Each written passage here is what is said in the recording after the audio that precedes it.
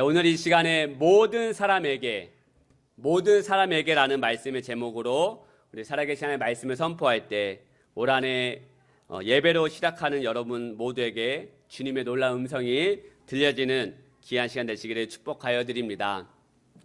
2021년 첫 주가 이제 시작이 되었습니다. 이제 저와 여러분은 함께 회복교회 공동체 안에서 2021년 믿음의 동행으로 나아가게 될 것입니다. 주님과 새로운 시간으로 이제 나아가게 될 것입니다. 혹시 이제 시작했는데요, 벌써 포기하거나 좌절하는 분들이 있으시지는 않으시기를 부탁을 드리겠습니다. 올 한해 주님의 은혜와 역사를 기대합시다. 할렐루야. 예수님이 주시는 소망을 품읍시다. 여러분이 올 한해 소망하고 꿈꾸는 것들이 있다면 구체적으로 생각하고 기도합시다. 생각으로 이미 이루어짐을 상상하고 소망을 품고 기도합시다. 소망이 되시는 예수님은 반드시 이루어지게 하실 줄 믿습니다. 하나님을 믿는 사람은 없는 것을 있는 것 같이 마음속에서 확신하면서 기도해야 합니다.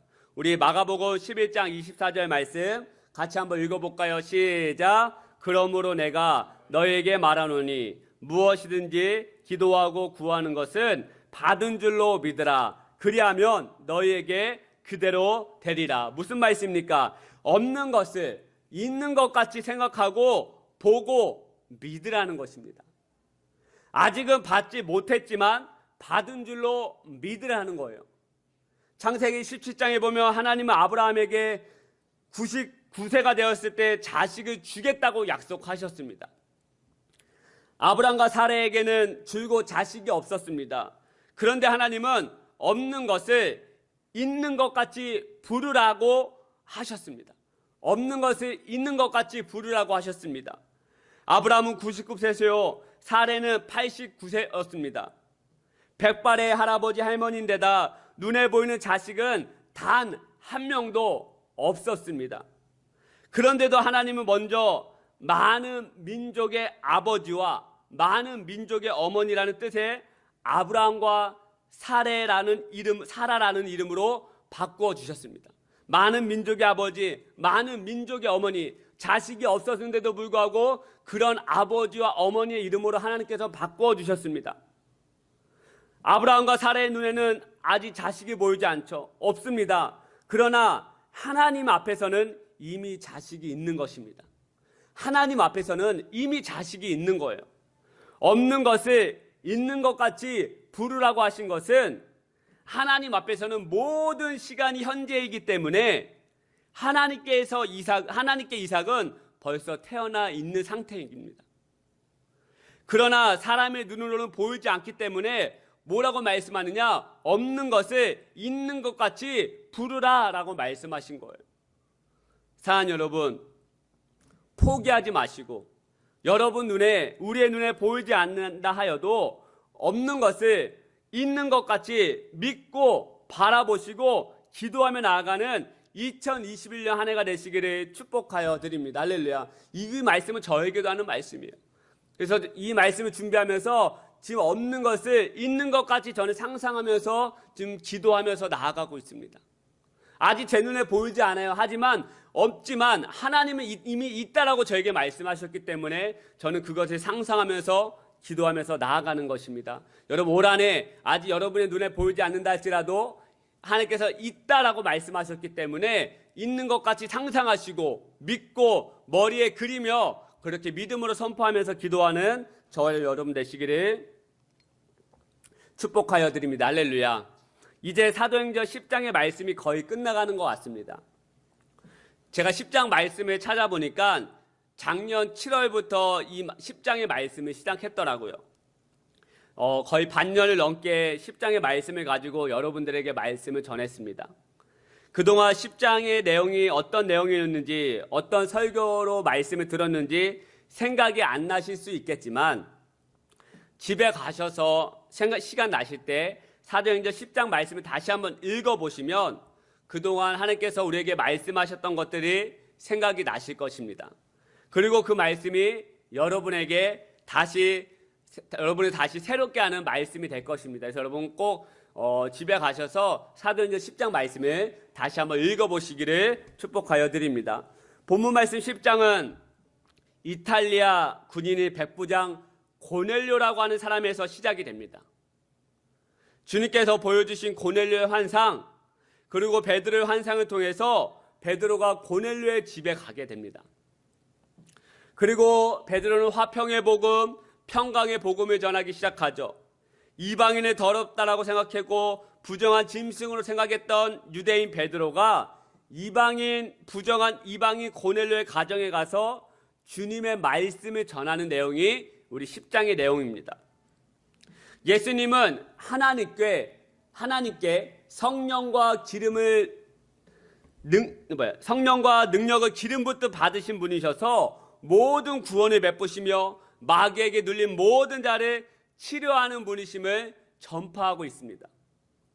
여러분, 이러한 주님의 말씀을 전하는 가운데 성령님께서 베드로가 전하는 주님의 말씀을 듣는 모든 사람에게 임하시는 사건이 나타나기 시작합니다. 우리 10장 44절 말씀 같이 한번 읽어볼까요? 시작. 베드로가 이 말을 할 때 성령이 말씀 듣는 모든 사람에게, 할렐루야, 놀라운 사건입니다. 성령님의 임재 사건은 유대인들에게만 해당되는 일인 줄 알았습니다. 할례받지 않은 이방인들에게도 성령님께서 임하신다는 것을 할례받은 유대인들이 단 한 번도 상상해 본 적이 없습니다. 그래서 놀랬다라고 말씀하고 있는데요. 45절 말씀 제가 읽겠습니다. 베드로와 함께 온 할례받은 신자들이 이방인들에게도 성령 부어주심으로 말미암아 놀라니, 즉 놀라기 시작한 거예요. 할례받은 이 유대인들이 저 할례받지 않은 더럽고 정말 부정한 저 이방인들에게도 성령님 임하시는 그 사건을 보면서 이 유대인들이 놀라기 시작했다라고 말씀하고 있습니다. 하지만 전혀 놀랄 일이 아닙니다, 여러분. 왜냐하면 예수님께서 하늘로 승천하시기 전에 제자들에게 내가 아버지께로 가면 너희들과 영원히 함께할 보혜사 성령을 너에게 내려주시겠다라고 말씀하셨기 때문에 그렇습니다. 우리 요한복음 14장 16절 말씀 같이 한번 읽겠습니다. 시작. 내가 아버지께 구하겠으니 그가 또 다른 보혜사를 너에게 주사 영원토록 너희와 함께 있게 하리니. 할렐루야. 여러분, 예수님께서 제자들에게 그 하늘로 승천하게 모인 그 500명의 신자들에게 이제 내가 올라가면 너희들에게 보혜사 성령, 너희와 함께 영원히 함께 그 보혜사 성령 너에게 내려주겠다라고 말씀했거든요. 놀랄 일이 아닙니다. 그렇다면 예수님께서 왜 성령을 주시겠다고 약속하신 것입니까? 예수님께서 하늘로 올라가시기 전에 왜 성령을 너에게 부어주시겠다고 말씀하신 것입니까? 그것은요, 인간의 몸을 입고 계신 예수님께서 우리와 영원히 함께하지 못하기 때문에 그렇습니다. 지난 성찬절에 말씀을 드렸지만 예수님의 이름이 무엇입니다라고 말씀드렸습니까? 임마누엘입니다. 임마누엘이 무슨 뜻입니까? 하나님이 우리와 함께 계시다. 하나님이 우리와 함께 하시다. 하나님은 영원하신 분이시죠. 시작도 없고요, 끝도 없는 분이십니다. 알파와 오메가가 되시는 분이시죠. 그런 분이 우리와 함께 하신다는 것은 끝까지 영원히 우리가 죽고 우리의 뒷세대가 죽고 또 뒷세대가 죽는 그날까지 주님께서 우리와 함께 하신다고 말씀하고 있는 것입니다. 그래서 제가 여러분에게 자주 하는 말씀 있지 않습니까? 이사야 46장 4절 말씀을 제가 한번 읽어보겠습니다. 너희가 노년에 이르기까지 내가 그리하겠고 백발이 되기까지 내가 너희를 품을 것이라. 내가 지었은즉 내가 업을 것이요 내가 품고 구하여 내리라. 제가 아이를 이제 키워보니까 이 말씀, 이 구절이 저에게 눈에 들어오더라고요. 마음의 깊은 감동이 이 말씀에 읽을 때 깊은 감동이 전해졌습니다. 제가 아무리 저의 자녀를 사랑한다 한들 백발이 되기까지 제가 품고 업을 수 없습니다.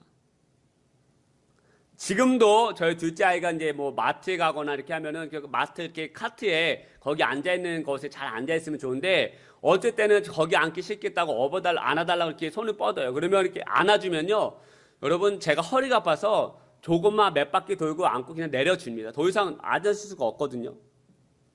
그러면 제가 무슨 생각하느냐, 아, 저 아이가 빨리 커서 안정되면 좋겠다라는 생각을 합니다. 그런데 하나님께서는 우리가 주님 나라 가는 그날까지 영원히 품어주시고 안아주시고 업어주시겠다는 것입니다. 할렐루야. 이러한 하나님이시라는 거예요. 이렇게 우리와 함께 하시는 예수님께서 인간의 몸을 입고 오셔서 33년 만에 다시 하나님의 품으로 가셨습니다. 우리와 영원히 함께 계셔야 되는 예수님이 하늘로 승천하신 것이죠. 그래서 예수님께서 우리와 영원히 함께 하실 수 있는 성령을 우리에게 보내주시겠다라고 약속하시고 말씀하신 것입니다. 영원히 우리와 함께 하시는 성령님은 우리와 함께 하신다고 하시는데, 그렇다면 우리와 영원히 함께 하시는 이 성령님은 어떠한 분이십니까? 성령을 가리켜 보혜사라고 말씀하고 있다라고 아까 요한복음에 말씀하고 있는데, 요한복음 15장 26절 말씀 보니까 아버지께로부터 너에게 보낼 보혜사 곧 진리의 성령이라고 말씀하고 있어요. 보혜사 진리의 성령이라고 말씀하고 있는데, 여러분 보혜사가 무엇이냐? 여러분 잘 아시는 것처럼 헬라어로 파라클레토스. 이 뜻은 다른 사람에게 도움을 베풀도록 곁에 부름을 받은 자. 쉽게 말씀드리면 여러분에게 도움을 주기 위해서 곁에 오신 분이라고 생각하면 됩니다. 또 다른 뜻은 변호사, 조력자, 위로자, 상담자, 친구. 변호사, 조력자, 위로자, 상담자, 친구. 그래서 로마서 8장 26절 말씀에 어떻게 말씀하고 있느냐, 우리가 같이 한번 읽어볼까요? 시작. 이와 같이 성령도 우리의 연약함을 도우시나니 우리는 마땅히 기도할 바를 알지 못하나 오직 성령이 말할 수 없는 탄식으로 우리를 위하여 친히 간구하시느니라. 할렐루야. 믿으십니까? 제가 송구영신 예배 끝나고 이제 집으로 이제 가고, 이제 뭔가 이제 1월 1일이 되고 나서 예배 끝나고 이제 어제까지 뭔가 모르는 제 안에 그 어려운 마음이 있었습니다. 이제 믿음으로 시작하자, 선한 목자 대신 예수님 잘 따라가자라고 제가 믿음으로 선포하고 집에 왔는데 두려움이 몰려오고 무서움이 몰려오기 시작하는 거예요. 정말 잘할 수 있을까? 올 한해 어떻게 잘 될 수 있을까? 교회가 은혜로 성장하며 어떻게 나아갈 수 있을까? 정말 새로운 영혼은 오게 될 것인가? 나는 이렇게 부족한 사람인데 할 수 있을까? 이런 연약함이 몰려올 때 제 안에 어저께 이제 예배 항상 이제 주일 전에 토요일 날 이곳에 앉아서 한 30분 정도 기도하거든요. 제가 이제 아무 말 하지 않고 성령님을 초청하면서 기도했습니다. 성령님, 참 마음이 힘들고 첫 시작이 됐는데 벌써 저부터 포기하고 싶고 마음에서 뭔가 이상하게 마음이 힘들고 어렵습니다. 성령님 어떻게 해야 됩니까? 제가 그렇게 성령님을 초청하면서 아무 하지 않고 깊은 성령님의 그 은혜 가운데 제가 간구하면서 기도했을 때 성령님이 제 마음을 어루만지시면서 저에게 이렇게 기도하라고, 아까 그 초반에 했던 것처럼 없는 것을 있는 것 같이 상상하면서 믿음으로 기도해라 라고 성령님께 저에게 말씀하시기 시작했어요. 그러면서 제가 없지만, 눈에 보이지 않지만 없는 것을 있는 것까지 상상하면서 주님 그렇게 될 줄로 믿습니다. 성령이 이렇게 될 것입니다. 제가 믿음으로 선포하기 시작했더니 제 마음에 기쁨과 감사가 넘치기 시작하는 거예요. 제 안에 두렵고 무섭고 어려운 마음은 싹 사라지고 성령님이 저에게 주시는 그 위로자, 상담자, 친구자, 저의 연약함을 위해서 기도해 주시는 그 성령님께서 제 마음을 갈아엎어 주시고 힘을 주시는 그 은혜를 다시 한번 경험했다라는 것입니다. 무슨 말씀입니까? 성령님께서 우리의 연약함을 도우시는 분이시라는 거예요. 우리가 기도할 수 없을 만큼 힘들고 지쳤을 때 우리를 위하여 대신 친히 간구하여 주시는 분이시라는 거예요. 이러한 성령님께서 이방인들에게 임하셨다는 것입니다. 그것도 특정한 한 명에게만 임한 것이 아니라 선택받은 이스라엘 백성들에게만 임한 것이 아니라 주님의 말씀을 듣는 모든 사람에게 성령님이 임하여 졌다는 것입니다. 사랑하는 여러분, 우리의 인생은요, 나 혼자 힘으로 절대 살아갈 수 없습니다. 누군가의 도움을 받아야 되고요, 누군가의 위로를 얻어야 살 수 있는 존재가 바로 우리 인간 사람입니다. 그런데 우리를 평생 함께 하시고 평생 함께 하시는 것으로 끝나지 않고 우리를 도우시고 위로하시고 새로운 능력을 허락하시는 분이 바로 성령님이시라는 거예요. 그래서 우리는 날마다 성령님을 초청해야 되고요, 성령님을 인식해야 되고요, 성령님과 동행하는 삶을 살아야 되는 것입니다. 하지만 우리가 오해하시면 안 되는 게 있습니다. 성령님이 임재한다고 하는 것을 우리는 꼭 방언하고 눈물을 흘리고 몸에 진동이 있고 강한 체험만을 성령이 임재한다는 것만으로 생각하면 안 됩니다. 여러분, 이것이 틀린 말은 아니죠. 성령의 은사가 일어나고 성령의 충만함을 경험하게 되면 이런 외적인 현상들이 나타납니다. 하지만 성령님이 임재한다고 하는 것은 내 생각보다 성령님이 주시는 사고와 생각으로 나아가는 것을 의미하는 거예요. 성령님이 주장하는 삶인 것이죠. 그러면 나타나는 증거들이 있습니다.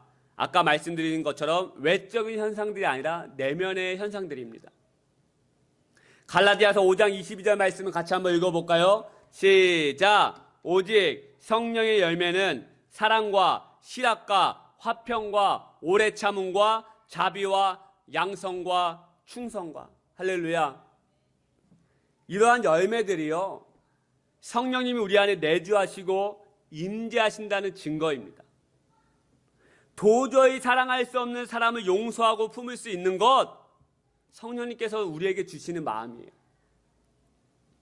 내 안에 누군가를 돕고 싶고 흘려보내고 싶은 마음, 성령님께서 주신 마음이요 열매입니다.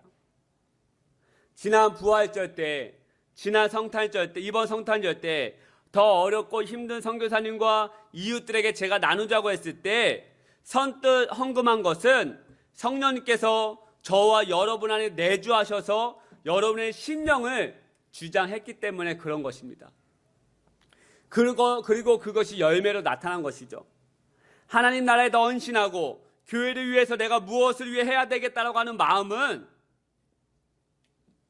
성령님께서 여러분의 마음과 생각을 충성됨으로 인도하신 것입니다. 할렐루야. 여러분 믿으십니까? 주님 나라 위하여 충성하고 헌신하는 삶, 여러분 절대 내 의지로 할 수 없는 삶입니다. 이기적이고 개인적인 이 시대에 코로나로 인하여 나 혼자만의 삶이 중요하고 더 여겨지고 하는 이때에 주님 나라를 위하여 내가 무엇인가 해봐야 되겠다, 몸된 교회를 위해서 내가 무엇인가 헌신하고 봉사해봐야 되겠다라고 하는 것은요, 성령님께서 충성이라는 열매를 여러분 가운데 심어주셨기 때문에 할 수 있는 것들입니다. 내 사고와 내 마음과 내 뜻으로 나아가는 인생은 주님 나라 위하여 헌신할 수 없는 것입니다. 교회를 위하여 내가 무엇인가 할 수 없는 것입니다. 바로 이러한 것들이 성령님이 임재하시는 증거예요. 저 사람은 무엇인가 다른 것 같다.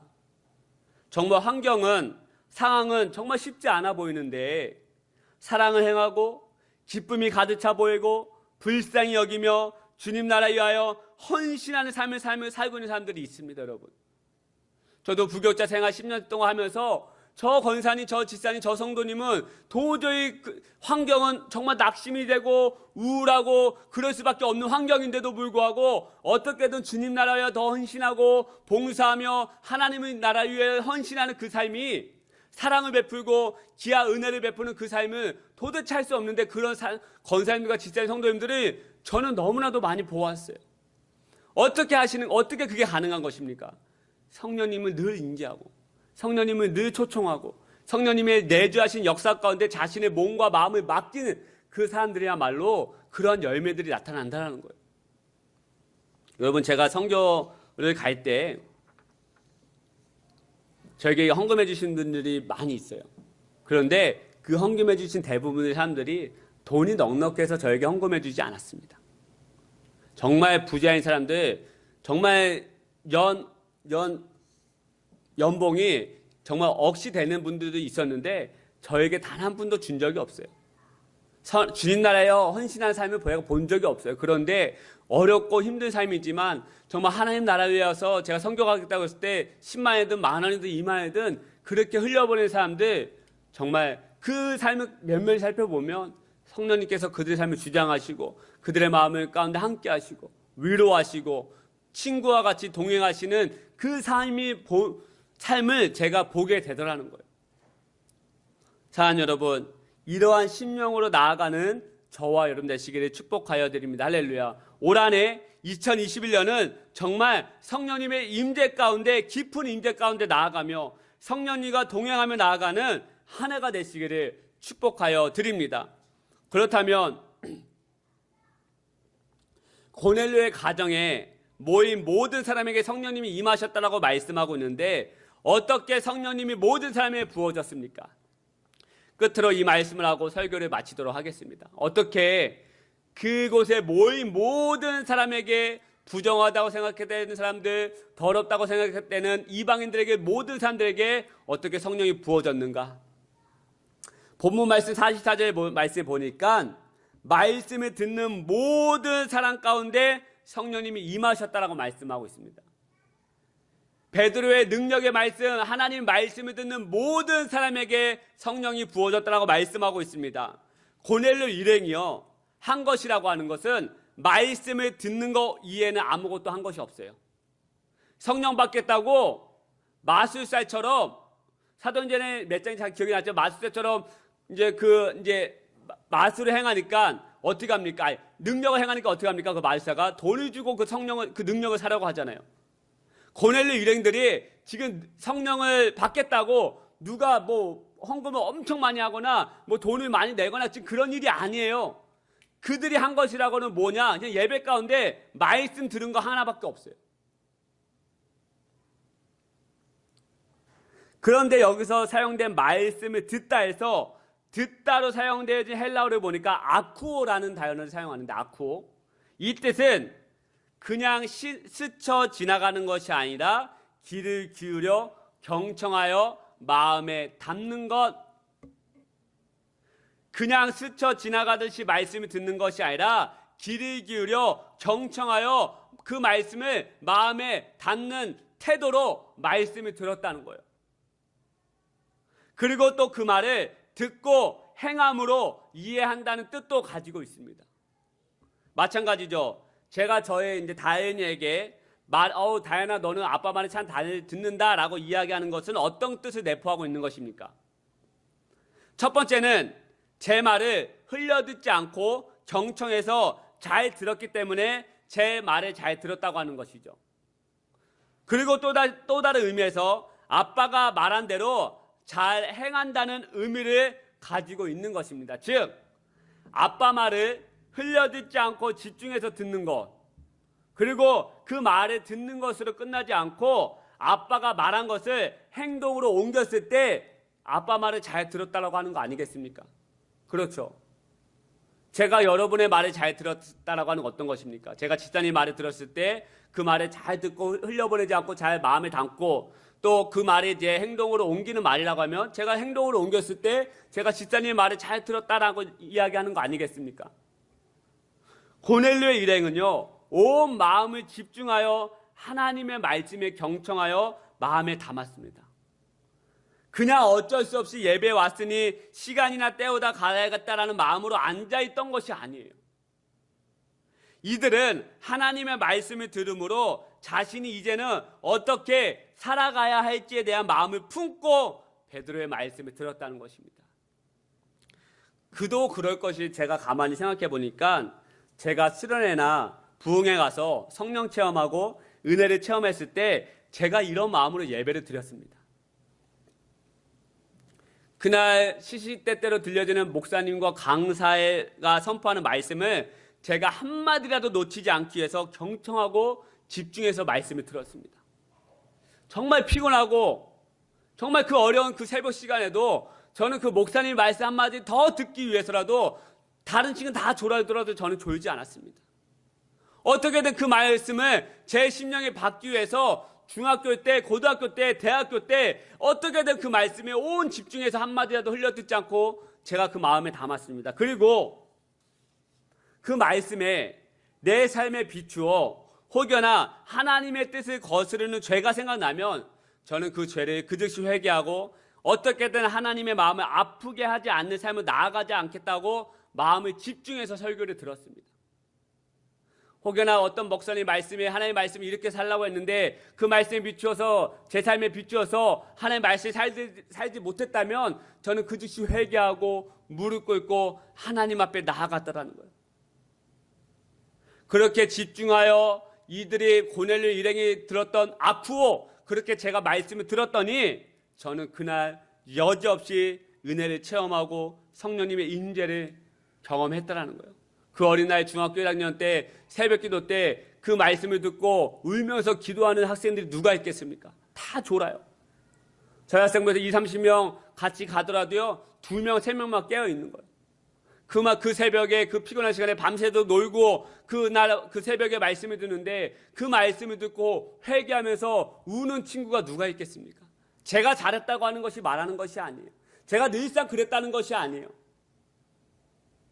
하지만 그렇게 경청해서 마음을 다해서 말씀을 들었을 때 여지없이 저는 성령님의 임재와 그 능력을 경험했다라는 거예요. 할렐루야. 믿으십니까? 말씀에 당겨지십니까? 이 말씀이? 제가 오늘 드리고 싶은 말씀이 무엇입니까? 이러한 예배의 태도가 회복되자는 것이에요. 예배 시간에 선포되어지는 말씀과 찬양을 온 마음을 다하여 집중하고 경청하자는 것이에요. 이것은 저를 위하여 하자는 것이 아니라 여러분을 위해서 그렇게 한 시간 집중하여 마음을 다하여 정말 아프어 경청하여 하나님의 말씀을 들으며 나아갈 때는 여전히 여러분은 그 성령님의 임재를 경험할 수 있는 것입니다. 할렐루야. 그런 은혜가 있기를 축복하여 드립니다. 올 한해 이러한 예배로 나아가시기를 축복하여 드립니다.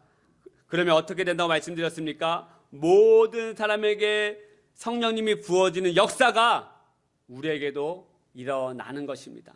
여러분의 마음을 주장하고 여러분의 마음을 감동시키고 제가 어저께 어떻게 할 수 없는 그 마음, 이 1년은 정말 한치 빛도 보이지 않는 이 어두운 마음 어떻게 해결할 수가 없는 거예요. 그때 제 안에 성령님께서 초청했을 때 형님이 임재하셔서 없는 것을 있는 것 같이 믿음으로 바라보며 기도해라. 그 성령님의 음성이 저에게 들어왔고 그렇게 믿음을 선포했을 때 제 안에 기쁨으로 변화되는 거예요. 감사로 변화되는 거예요. 믿어지기 시작하는 거예요. 여러분 이것은 제가 주신 제 생각으로 할 수 없는 일이죠. 성령님이 저에게 임재하셔서 저의 사고와 제 생각을 주장했기 때문에 이러한 은혜가 나타나는 것입니다. 여러분 이러한 은혜가 올 한해 있기를 축복하여 드립니다. 우리 아까 불렀던 찬양 나의 영혼이 잠잠히 하나님만 바라며 제가 어저께 이 밤에 이 찬양을 부르면서 하나님의 은혜를 바라보며 나아갔습니다. 참 은혜가 있었습니다. 우리 1절만 같이 찬양하고 올 한해 정말 성령님의 임재가 가득한 은혜가 있게 해달라고. 우리의 힘으로 살아갈 수 없잖아요. 코로나 언제 끝날지 모르고 언제 우리가 다시 새로울지 모르고 어떤 목사님은 코로나 이전처럼 우리가 돌아갈 수 없다, 교회가 돌아갈 수 없다라고 말했을 때 제 안에 참 낙심이 되더라고요. 하지만 없는 것을 있는 것까지 바라보고 여러분 가정도 마찬가지 아니겠습니까? 지금 한 치 앞도 보이지 않고 계속해서 힘들고 어려운 가운데 있지만 여러분 믿음으로 선포하세요. 성령님이 주시는 사고로 우리 가정은 능력의 가정이 될 것이다. 나의 삶은 은혜의 삶이 될 것이다. 우리의 자녀들은 은혜의 소명의 자녀들이 인생이 될 것이다. 우리 자녀는 예수님을 만날 것이고 믿는 인생으로 나아갈 것이다. 내 삶은 점점 더 풍성해질 것이며 이 교회에 은혜의 사람들이 오게 될 것이며 여러분 이것은 내 마음으로 변화시켜야 되겠다 이것이 아닌 것이죠. 성령님이 여러분의 마음을 주장하는 거 성령의 열매가 드러나는 삶이 있어야 가능하다라는 거예요. 그것이 어떻게 가능하느냐? 온 마음과 뜻을 다하여 하나님 앞에 집중할 때 일어난다는 것입니다. 우리 이찬의 가사처럼 나의 영혼이 잠잠히 하나님만 바라며, 나의 영혼이 잠잠히 하나님만 바라며, 우리 시간 그 마음을 가지고 같이 믿음으로 찬양하겠습니다. 아버지 임재해 주시옵소서. 성령이 주장하여 주시옵소서. 나의 영혼이 잠잠히, 나의 영혼이 잠잠히 하나님만 바라며, 나의 구원이 그에게서 나는도다. 나의 영혼아 잠잠히 하나님만 바라라. 하나님만 바라라. 나의 소망이 저에게서 나는도다. 다 함께 오직 주만이 나의 산소, 나의 구원이시니. 오직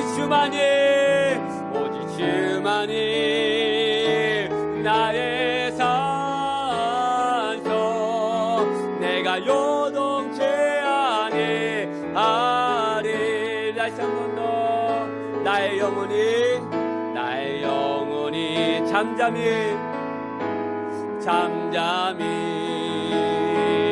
하나님만 바라며. 아멘. 나의 구원이 그에게서, 나의 구원이 그에게서 난. 우리 두 손을 우리 가슴에 올려드리고 간절히 한번 찬양하겠습니다. 나의 영혼아 잠잠히 하나님만 바라라. 나의 소망이 저에게서 나는도다. 오직 주만이 나의 반석, 나의 구원이시니. 오직 주만이 나의 산소, 내가 요동치 아니하리. 오직 주만이 나의 반석, 나의 구원이시니. 아멘. 주님 그렇습니다. 오직 주만이 나의 산소, 내가 요동치 아니. 마지막으로 오직 주만이 나의 반석, 오직 주만이 나의 반석, 나의 구원이시니. 오직 주만이 나의 산소, 내가 요동치 아니하리. 우리 이제 다 눈을 감으시고 잠잠히 성령님을 초청하십시다. 얻는 것이 있는 것 같이 바라볼 수 있는 믿음을 달라고 기도하십시다.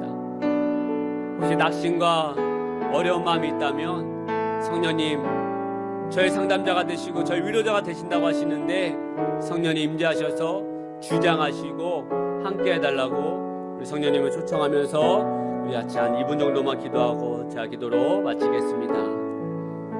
아버지,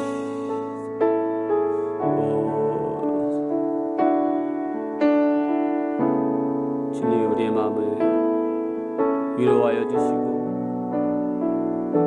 주장하여 주시옵소서. 힘이 들고 연약합니다. 하나님을 잘 따라간다고 고백하지만 아버지,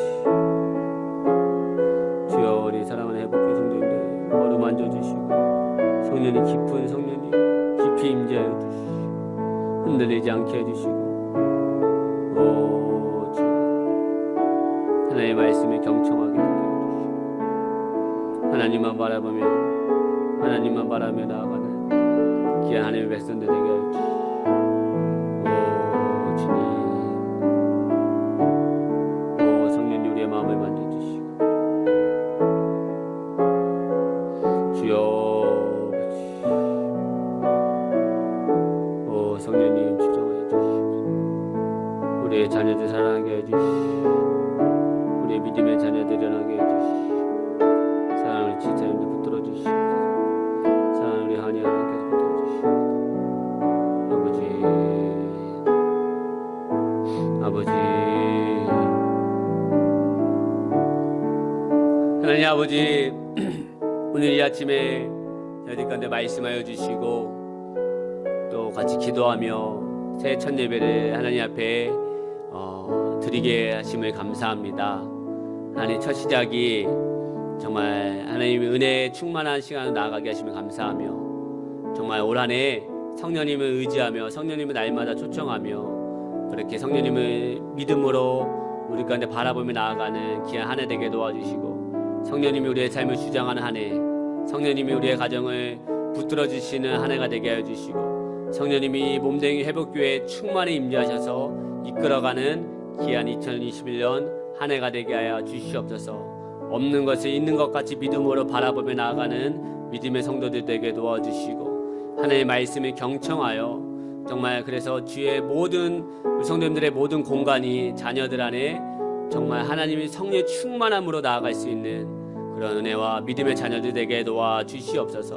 올 한 해 우리 사랑하는 집사님들 자녀들 붙들어 주시고 믿음의 동행으로 나아갈 때 함께 웃고 울며 서로 중보하며 서로 마음을 다하며 나아가는 귀한 믿음의 공동체 한 해가 되게 하여 주시옵소서. 이제는 우리 주 예수 그리스도의 은혜와 하나님 아버지의 다함없는 사랑과 성령님의 감화운동 충만하신 은혜가 이 예배를 드리고 돌아가는 모든 심령들을 위해 정말 없는 것을 믿는 것 같이 믿음으로 바라보며 성령님을 날마다 초청하며 성령님과 날마다 동행하며 나아가는 모든 심령 되기를 간절히 축원하옵나이다.